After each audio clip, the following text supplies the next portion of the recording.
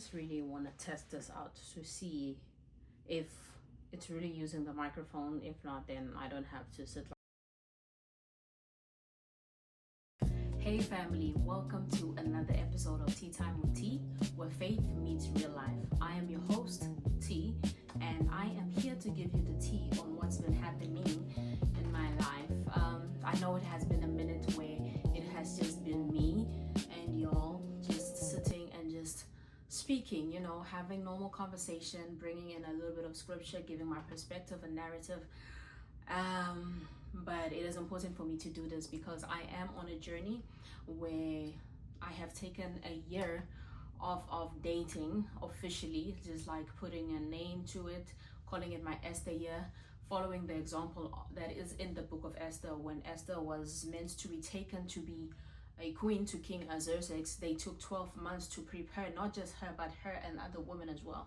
My concept behind it is that I want God to prepare me as I am also expecting and asking of God to prepare my husband as well. So I deem it to be fair for me to be in conversation with God, in communication with God, obedient to God in Him pruning me for His son, because God loves us equally. He loves His sons as much as He loves me as His daughter. So the man that He's preparing for me, He's also preparing me for that man.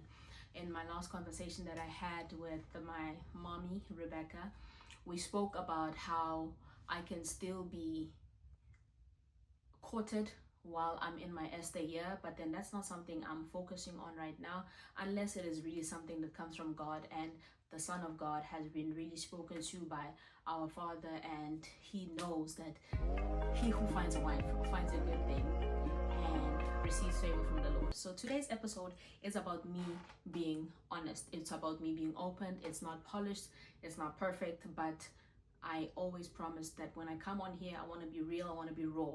I want to give my real experience so that people that are really experiencing the same, we get to come here and say that, oh, I'm actually also going through that. We all experience similar things, but then there's so little of us that actually share it. So my sharing is caring, to hope that this encourages another person, this helps another person, this brings another person not just to the podcast, but then to the Lord, so that's the most important part for me. So first question or first topic that I would like to touch is, what has my Esther year been like?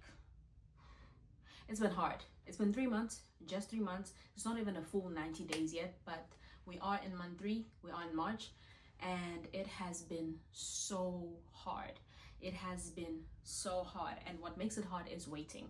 I am a person that is impatient. I do not like going to the store because I know there's a lot of people, there's a queue. I don't know how long it's going to take. I don't know how the lady that is serving, the cashier, how she's feeling on the day, if she's going to be speedy, if she's going to be grumpy, but then the waiting part. So I asked myself the other day, I was like, how are you partaking in something that requires you to wait while you know that you're not good at that?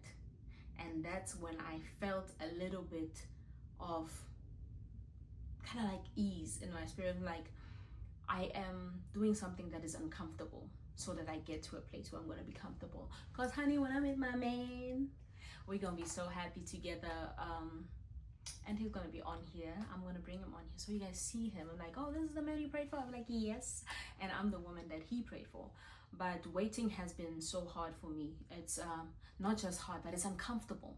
It's something that I'm not used to, something that I don't like, but it's something that I have to do because it's something that I'm committed to. And don't get this wrong. It's not God that said that you need to do an Esther year. I decided for myself that with the guidance of the Lord and with the protection of the Lord, I'm going to do an Esther year, because I was taking marriage, I was putting it on this pedestal, and it started feeling like I'm idolizing it. So I was like, let me pull back from that a little bit and make sure that I am being built up. My inner man is being made strong. And then when the time is right, of course, the Lord will make it happen. It's not only uncomfortable, it's frustrating as well. Like, it is frustrating. I'm not kidding. Like, waiting is frustrating. There's nothing fun about this. You know that the outcome will be nice, it will be beautiful, but it's not fun. It is not fun at all. It's good, but it's not fun. And sometimes it can even become confusing. Like, am I doing the right thing? Should I be doing this? Is this helpful? Is this going somewhere? But if I'm personally being honest, there are some moments where I feel like, okay, God, what you doing? I trust it. I trust you. I feel like you doing something great in me while I'm doing this. Ha! Then there are some days where I'm just like, oh God, but then when? Like my impatience comes in and it plays a role, and I'm just like, but when, God? And when I think of it, I know that with waiting comes something beautiful. I know that there's a promise linked to waiting. There's a result that comes at the end. But then I always ask the question though, but God, when? And don't get me when it's about around that time when Eve is going to come, because then my emotions are just all over the place and I'm having that phase where I just want to eat, and I'm telling myself, but why, God? Why is it taking so long? And not even that I'm comparing myself to anyone else or there's a certain timeline, but I still want to know that, God, what is taking so long? Like, just bring him.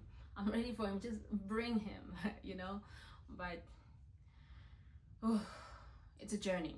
It's honestly a journey, and it's something that you really have to take like slowly. And I know that I'm not the only one. I know that there are women out there that are just patiently waiting. Some are even with people and they're waiting for this next big thing. They're waiting for marriage, and in some way or the other, there is still waiting that is happening within that process of being with someone. You're still waiting for something greater. You're still waiting for God to elevate you. You're still waiting for God to upgrade your relationship to the next phase, and to use you and your partner as the kingdom's way, the kingdom's marriage. So it's not easy. It's not easy. But anyway, so this time for me is, there are certain moments where I feel like there are opportunities that come, especially being in my Esther Year, the approach of men. When I say that this time has been the time where I had the most activity in terms of men coming into my life and wanting to do something. Listen, conversations come and people are there, and I have to remind myself, like, just because it's available does not mean that it's assigned. Think about that. Just because it's available doesn't mean that it is assigned. So just because something is there doesn't mean that it is God that put it there. So all of these men that are coming to me, that are coming at me, that doesn't mean that it's God ordained. And probably you ask that, how do I know that? Well, I definitely know that God gives us discernment, and I know that God works in a way that you will know that it's God doing it. You know your Father's voice, and you know that, okay, and there are certain key things that God will use in order to let you know. Like sometimes when you feel like things are unclear, when you give God like a key word or a secret word or a secret conversation, God will bring a person into your life using those things, right? So for the past 3 months, it has felt like time is moving, and then some moments it has felt like time has completely stopped. Like there's just been a pause. There's just been moments where everything feels like super enhanced and everything feels magnified, where I'm just like, is this what's actually happening? So it's confusing, as I said, but I know that God is not a God of confusion. And for the fact that I'm still feeling a little bit confused from time to time means that I am still operating within my carnal. I'm still in my flesh, and my spirit still needs to be pruned and ringed and worked on so much.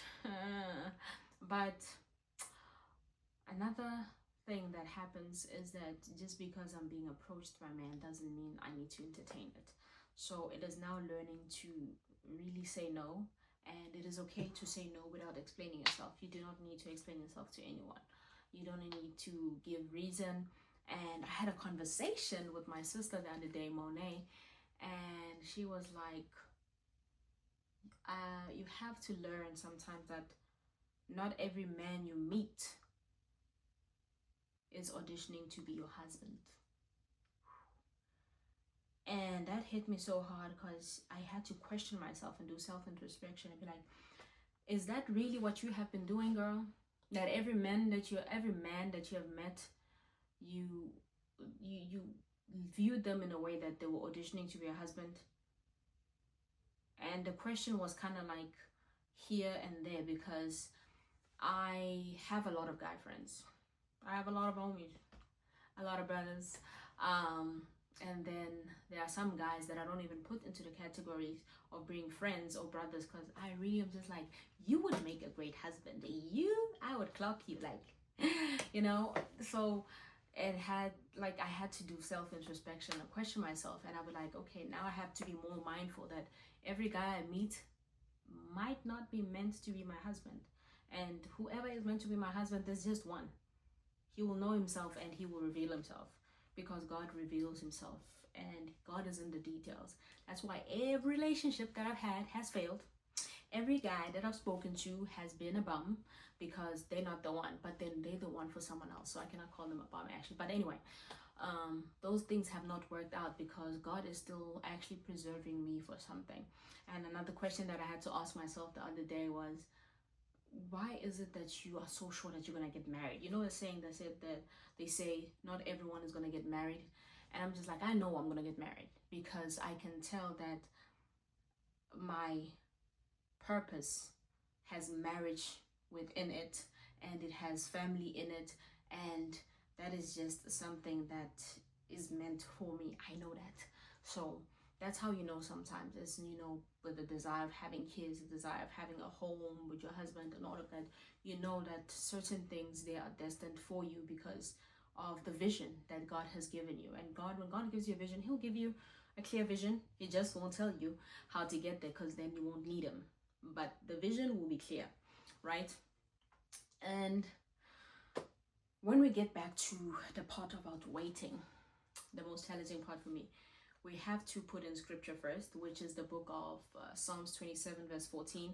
And it says, wait for the Lord, be strong and take heart. Wait for the Lord. It says wait for the Lord twice. Repetition means that it is intentional and it is necessary. It's necessary for us, for me, to wait for the Lord, to not just do things because I think it is right, because it's gonna come back to me. Even if I get what I want, I will live happily in it probably for some time, but then it'll start having its little troubles. And not that we do not live with troubles, but then it might be troubles that are beyond me, but it's going to take a long time for me to then maybe get back to the part that the Lord was having me on. So I rather just wait on the Lord and know that the promise that he made to me, that he has he has promised to give me a hope in the future, it will come. My future. Okay. But yeah, so when it says be strong, it's like a God be knowing when he speaks, you know. Like, waiting isn't just in vain. Waiting isn't just sitting and doing nothing. You have to actively wait. You have to be praising while you're waiting. You have to be waiting while you're waiting. Like, you have to wait on others. You have to serve others while you're waiting. Just because you don't have the marriage yet doesn't mean that you get to sit still and just cross your arms and just wait for it to come. No, you have to be actively waiting. You have to be waiting while you're waiting. You know, God's kingdom is about serving, and you need to sometimes die to self in order for you to give life to someone else, if I can say it like that. But I know that marriage is sacrificial, and it's not sacrificial to a point that you are sacrificing something or someone, but then you need to give up something in you. You need to give up yourself for another person. And I need to question myself, am I ready for that? So that requires strength. It requires me not to be physically strong, although I am, because I've been hitting the gym. But it requires me to be spiritually strong, because there are things and days that are going to come and I'm going to have those questions like, oh, what's happening? I need that strength, you know. And then when it says take heart, it says take heart because my emotions as I said, they be on a whirlwind. They'll be affected. So I need to take heart and like guard my heart, make sure that I'm not doing this out of emotions, but then I'm doing this out of obedience. You know, it is important to know that let your emotions go sometimes and protect your emotions, so that you you know that in the process of waiting your emotions might be affected, but then because they are covered, you don't take the hit as hard, right? So waiting, it isn't passive, okay? It is endurance with faith. You cannot do it without faith. You cannot endure without faith. The Bible tells you that endurance brings perseverance. So I need to endure in order for me to persevere. For me to succeed, it is I need to endure, but I need to do that through faith, because by myself, I definitely won't be able to. I can definitely tell you that this is all by God's strength. This is all through Jesus' strength. By myself, I wouldn't be able to. I wouldn't be able to. Then I want to think of Esther, because it is an Esther year. Think of Esther like, I'm just thinking her and the other ladies, because they speak of Esther because maybe probably she was standing out and she's the one that actually married the king, and she's the one that her line was actually important in some story that, you know, adds up in the end towards Jesus' story. Because only two women mentioned in the Bible, Esther and Ruth. We're not going to talk about that right now though.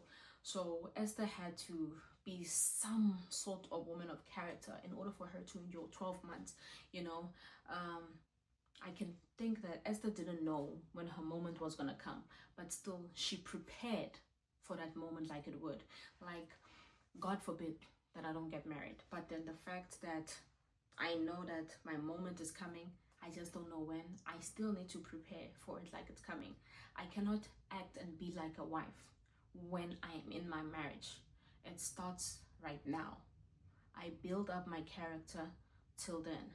And think of this, it's not just me that's doing it that way. God operates like that as well. God has build-ups to certain blessings. So everything that we have right now, everything has been a build-up. Just think of the process of when a baby is created, you know, the intimacy between a man and a woman, and then something of a man mixed with something of a woman, and that creates something beautiful within a woman.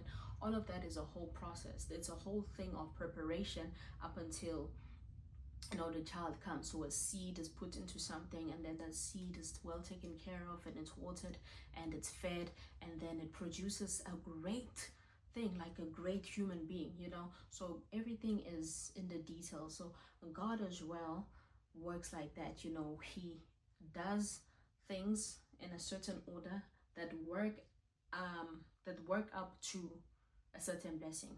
So for me as well, I need to prepare and act like a wife now, not when I get the ring, not when I get the man, but then now I need to prepare and go and move so that I get to where I'm supposed to be. And when I get there, I'm already prepared, because maybe other things might come that I need to keep on working on and keep on doing.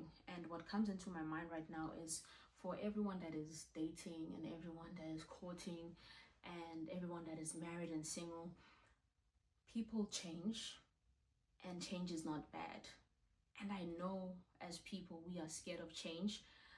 We learned this in sport, that people oppose change a lot because they're not comfortable with change.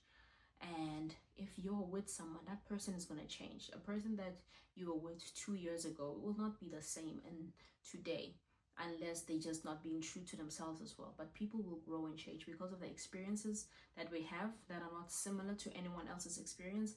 And just because someone experiences something doesn't mean they have to have the same reaction that you would have had in that situation, right? So people will grow, people will change, and we have to give room for change. We have to allow people to change and know that there will be change. And that is a beautiful thing, because you are understanding that time is moving and the person is evolving, but then you are also growing with that person, and you forming part of such a beautiful process, and you're going to be part of such a beautiful outcome, because growth is good. Positive growth, that is. Growth is good, you know, and the pressures that we get from the outside world and within our relationships as well. They form these beautiful people, and it is so helpful if we support that process instead of opposing it. And anyway, back to Esther. So Esther had 12 months of preparation. Esther didn't rush it because she knew that she had to go through those 12 months. It is hard for me to actually know how long it is that I'm supposed to be in my preparation, because if we're being honest, if I had not had taken the decisions upon myself that I did, the people that I've dated, the relationships that I had, which I'm not regretful of, but then I question myself and say, if I had not taken those things into my own hands and everything was actually God ordained, because just because I was in that relationship and it was nice and I didn't want it to end and I thought it was going to end in marriage, doesn't mean that it was God that called me to that relationship. So where would I have been? So I might have prolonged my journey of meeting my own husband because of taking my own personal decisions. And don't get me wrong, I'm not saying go leave your partner, but then you would want to consider that what I'm doing, is it pleasing to God? Is this what God wants? Is this advancing God's kingdom? Because it's not about us at the end of the day. It is really about God. It is really about God. So whatever it is that I went through, I'm just like, if I had waited back then instead of having to wait now, where would I have been? You know? But that's something I will never have an answer to, because guess what? God has a certain path that he has carved out for us. And when we get off of that path and we do our own thing, God will let us do that thing. And then eventually we find our way back to him, because we figure out, okay, God is the only one that can help me with this. God is the only source. Then you have to go through those stages again that you skipped and you had taken a different direction, because those are the steps that are shaping you for this thing that you're supposed to become, right? So for me, I'm just like, okay, when is it that I stepped out of the will and the purpose of God? And right now, am I on the will and the purpose of God? And then from here to where I'm supposed to be, how long is that going to take? How far is it going to be? So Esther knew she had 12 months of preparation, right? And she didn't know that she was going to be the one that's going to be chosen, because the Bible tells you that Esther had favor. But then I know I have favor as well, because he who finds a wife finds a good thing and receives favor from the Lord. So I am favor, by the way. But then Esther had favor, and Esther was favor because a wife is favor. So she did her part, and I believe her time was even cut short, if I'm not mistaken. I'm not gonna lean in on that because I might be wrong, but she had favor, and her favor helped her because she did what she was supposed to do. She knew that her moment would come, but then she did not know when it would come, but she still prepared for it like it's coming. And what's important to know is, do not take shortcuts. I feel like I took shortcuts.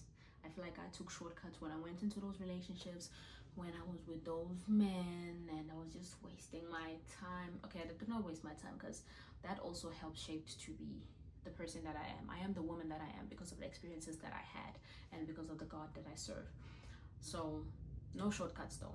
Just important, like no shortcuts. Just leave it. Just leave it. So for me, I do not know when marriage is gonna come. I do not know what the next level is or when that next level comes, but I am still preparing. I am still doing wifely things so that when the time comes, you guys are gonna celebrate with me. I'm gonna invite the followers to my wedding, okay? Even if it's a destination wedding, just show up and be there. It's gonna be nice. But being serious, like, I may not see the crown yet. I may not see the crown yet. I may not see the crown yet because there's no man in sight.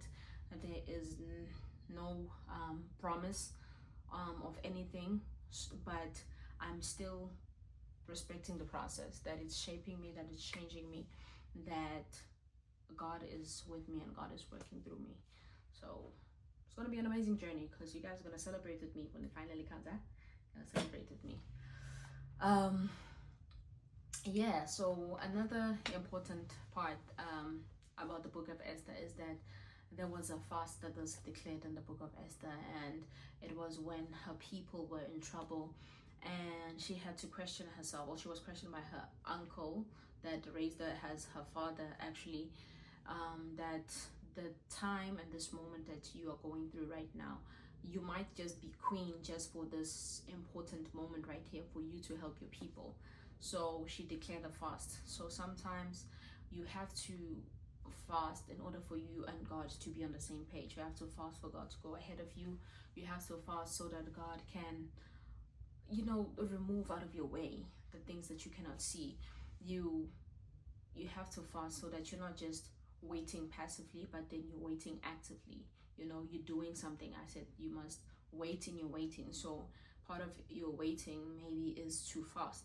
You're not just letting God do it by himself, but then you are aligning yourself with the Lord. So with Esther fasting, it wasn't just her sitting and just letting God do God, but then she was sitting and participating in something that was going to be helpful for her. So the fast for me signifies that I am moving in the same accord with the Lord. So I am walking with Lord. I'm training my spirit. I'm quieting the flesh because the flesh is loud right now, son. My flesh is loud, but fasting will help me to kind of just ease down, just relax and take time with it. Take time with it. It makes the waiting a little bit easier because it reminds me once more that, okay, listen, this is not in vain. Nothing that you ever do in the Lord is in vain. Everything is intentional. Everything works up to something. So Esther didn't wait passively, but then she fasted. She aligned herself with the Lord. She quieted her flesh, and then her spirit was the one that's being trained. So this is me saying that when you fast, you're working with the Lord and you're participating with the Lord. You're not just letting the Lord do and you're not showing your faith. Fasting shows your faith as well. Okay, so sometimes you have to ignore that DM. Sometimes you have to quieten your flesh to tell her that that's not your husband, girl. That's not your husband. You're doing this because you don't know who your husband is. You gotta trust God. Girl, trust God. Stop trying to intervene. Stop trying to think that you are God. You are not. Okay, I'm hurting myself right now. But anyway, you have to, not respond to the DM. You have to not respond to the text. You have to not give in to the temptations.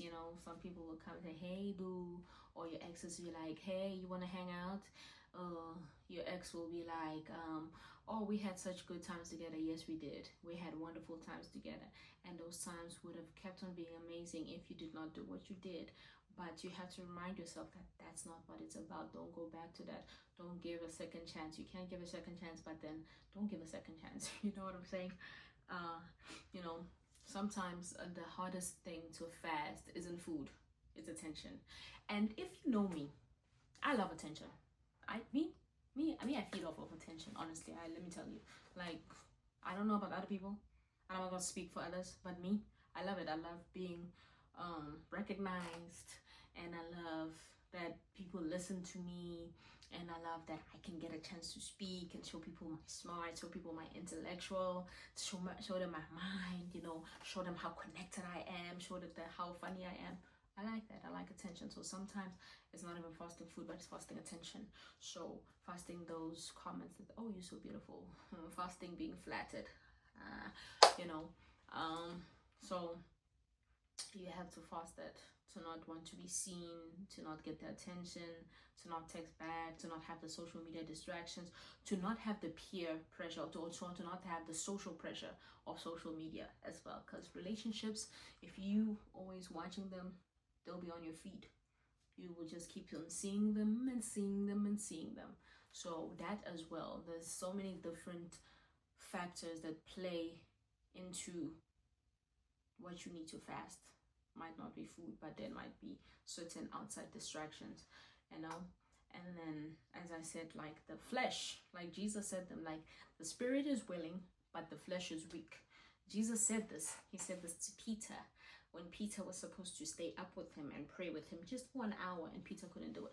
So for me as well, like the flesh does not want to wait. The flesh does not want to wait. My flesh wants quick results. Like, if I just, because I said I wanted to do it as the year, in February, God should have said, you know, you waited long enough. Here you go. You can have him. You're ready. You're prepared. You know, so I want quick results. I want validation. I want to know that what I'm doing is right. I want to know that I'm on the right path, you know, and I want the relationship now because I'm yearning for it now. But then my spirit wants alignment. I want to align with the Lord, and that's more important for me, that I'm doing what draws me closer to God, and it draws me closer to my husband in the Lord rather than my husband in the foolish world. My spirit wants obedience. My spirit wants to attentively listen to the Lord and to respond with action, to respond to the Lord by not doing the things that I would be usually doing, you know. And then I also want in my spirit God's timing, because I know if it comes in God's timing, oh, how divine it will be. I can just imagine. I'm going to tell you all about it because I can feel it, that it's going to be something so amazing, and I'm going to be so grateful for it because I would have put in the work and I would have waited. So me being impatient, sometimes I need to think that impatience is sometimes the voice of the flesh trying to rush what God is still refining. So I'm being refined, but then impatience might just be the voice of my flesh. Whatever I need to stop hitting myself. Whatever desires it is that I have might be like that. So I've had to learn the hard way, but I have to learn that just because I feel ready doesn't mean that I'm prepared. Because I'm preparing myself doesn't mean that I'm prepared. So I still need to put in the work. I still need to work hand in hand with God to make sure that that comes into happening. It's been 3 months, as I said, and in this 3 months I feel like my identity is being reshaped, you know. The feel and the need to say that my identity is in what people see me as, in what people say I am rather now saying that who am I without the validation of others? Who am I without being chosen by people, without being chosen by men? Who am I without the commentary of others, without the flattery of others, you know? Who am I when nothing is happening? Zero action. And sometimes not that nothing is happening, but I have to ignore that because it is not what's supposed to be happening right now. I have to be able to say no. I have to be able to decline those requests and those things that people are bringing, you know. But honestly, what I can say is that waiting reveals an identity. Waiting shapes a new identity. Waiting brings back the daughter of God that God loves so much. Okay.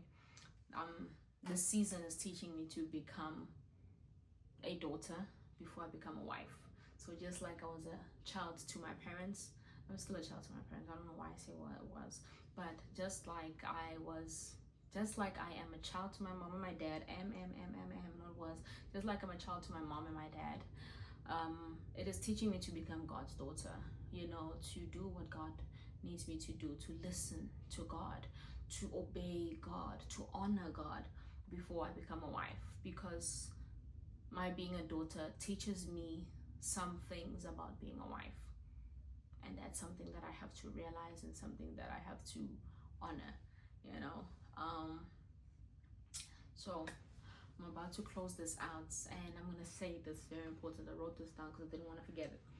Maybe God isn't making me wait because he's withholding something, but maybe he's making me wait because he's building me into someone. Ooh, one more time. Maybe God isn't making me wait because he's withholding something.